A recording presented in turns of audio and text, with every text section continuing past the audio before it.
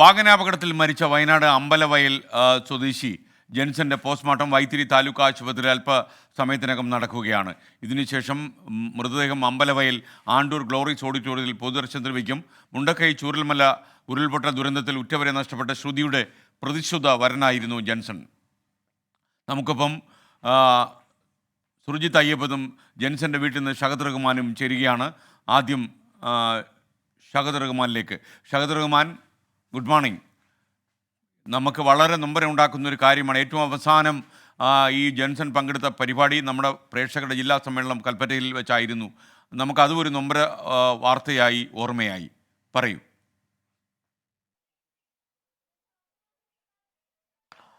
തീർച്ചയായിട്ടും. കാരണം ഏറെ വൈകാരികമായിട്ടുള്ള സമയമാണ് ഈ കടന്നു പോകുന്നത്. കാരണം ഞാനിപ്പോൾ നിൽക്കുന്നത് ജെൻസന്റെ വീട്ടിലാണ്, വീട്ടിന് മുൻപിലാണ്.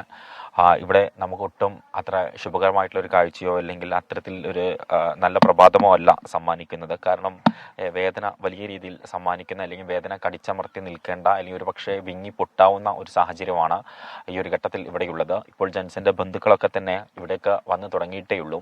കാരണം ഇന്നലെ വൈകിട്ട് രാത്രിയോട് കൂടിയിട്ടാണ് ഈ മരണം സ്ഥിരീകരിച്ചതെങ്കിൽ പോലും രാവിലെ മുതൽ ഇപ്പോൾ ഈ ബന്ധുക്കളും അതുപോലെ തന്നെ നാട്ടുകാരും ജെൻസന്റെ സുഹൃത്തുക്കളും ഉൾപ്പെടെയുള്ള ആളുകളൊക്കെ ഇപ്പോൾ ഈ വീട്ടിലേക്ക് വരുന്നതേ ഉള്ളൂ.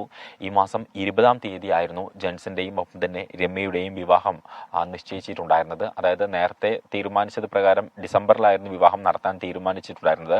പക്ഷേ ഈ ഉരുൾപൊട്ടലിനെ തുടർന്ന് രമ്യയ്ക്ക് എല്ലാവരെയും നഷ്ടപ്പെട്ട രമ്യയെ മാറോട് ചേർത്ത് ജെൻസൺ കൂടെ കൂട്ടിയപ്പോൾ അത് എത്രയും വേഗം നടത്തണം, അതായത് രമ്യയുടെ മാതാപിതാക്കളുടെയും സഹോദരിയുടെയും ഒക്കെ തന്നെ.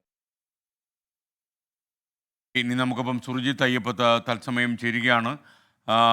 നിങ്ങൾക്കറിയുന്നത് പോലെ കൽപ്പറ്റയിൽ നടന്ന പ്രേക്ഷക ജില്ലാ സമ്മേളനത്തിലാണ് ജെൻസൺ അവസാനമായി പങ്കെടുത്ത വാഹനാപകടത്തിലാണ് ജെൻസന്റെ അന്ത്യം ഉണ്ടായത്. സുർജിത്ത് അയ്യപ്പത്ത് തത്സമയം ചേരുന്നു. പറയൂ സുർജിത്ത്.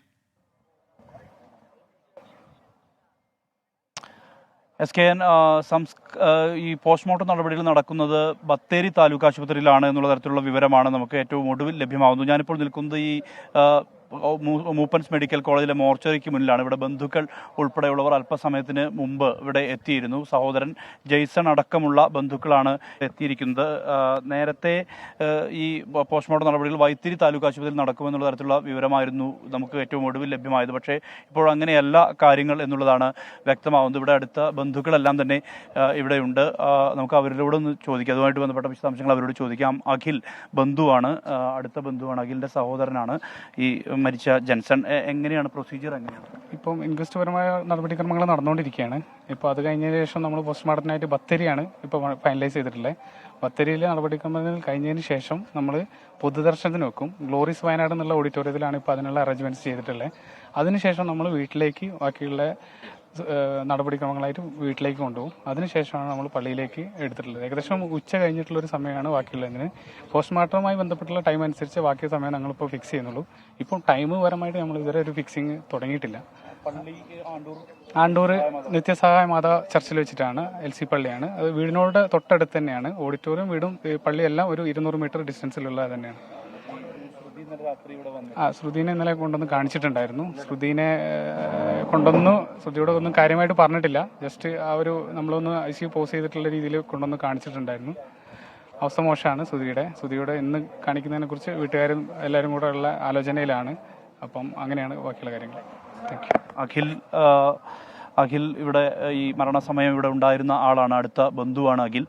എന്തായാലും ഈ സംസ്കാര നടപടികളെല്ലാം തന്നെ ഉച്ചയ്ക്ക് ശേഷമായിരിക്കും ഉണ്ടാവുക എന്നുള്ള തരത്തിലുള്ള വിവരമാണ് ഈ ആശുപത്രിയിൽ നിന്ന് തന്നെ ലഭ്യമാവുന്നത്. നേരത്തെ ഈ ഒരു കൺഫ്യൂഷൻ ഉണ്ടായിരുന്നു, വൈത്തിരി താലൂക്ക് ആശുപത്രിയിലാകാം ഒരുപക്ഷെ പോസ്റ്റ്മോർട്ടം എന്നുള്ള തരത്തിലുള്ള വിവരമുണ്ടായിരുന്നു. പക്ഷേ അങ്ങനെയല്ല, വൈത്തിരിയിലല്ല, അത് ബത്തേരി താലൂക്ക് ആശുപത്രിയിൽ തന്നെയാണ് പോസ്റ്റ്മോർട്ടം നിശ്ചയിച്ചിരിക്കുന്നത്. അക്കാര്യം പോലീസ് ഔദ്യോഗികമായി അറിയിച്ചിട്ടുണ്ട്. കൽപ്പറ്റ പോലീസാണ് മേൽ നടപടികൾ, അതായത് ഇൻക്വസ്റ്റ് നടപടികളടക്കം സ്വീകരിച്ചുകൊണ്ടിരിക്കുന്നത് കൽപ്പറ്റ പോലീസിൻ്റെ നേതൃത്വത്തിലാണ്. ഇതിനുശേഷം നേരെ ബത്തേരിയിലേക്കാണ് കൊണ്ടുപോകുന്നത്. ബത്തേരിയിലേക്ക് കൊണ്ടുപോയ ശേഷം അവിടെ പോസ്റ്റ്മോർട്ടം നടപടികൾ പൂർത്തിയാക്കും. പോസ്റ്റ്മോർട്ടം നടപടികൾക്ക് ശേഷം നേരെ ഈ ഗ്ലോറീസ് ഓഡിറ്റോറിയം, അത് അമ്പലവയൽ ആണ്ടൂർ എന്ന് പറയുന്ന സ്ഥലത്തിനടുത്താണ്, ആ ഓഡിറ്റോറിയത്തിലാണ് പൊതുദർശനം നിശ്ചയിച്ചിരിക്കുന്നത്. ആ പൊതുദർശനത്തിന് ശേഷം പിന്നീട് വീട്ടിലേക്ക് കൊണ്ടുപോകും. വീട്ടിൽ മൃതദേഹം ഇറക്കിയ ശേഷം അവിടെ ശുശ്രൂഷകൾക്ക് ശേഷം നേരെ കൊണ്ടുപോകുന്നത് പിന്നീട് പള്ളിയിലേക്കാണ്. അത് ആണ്ടൂർ നിത്യസഹായ മാതാ പള്ളിയിലാണ് സംസ്കാര ചടങ്ങുകൾ നിശ്ചയിച്ചിട്ടുള്ളത്.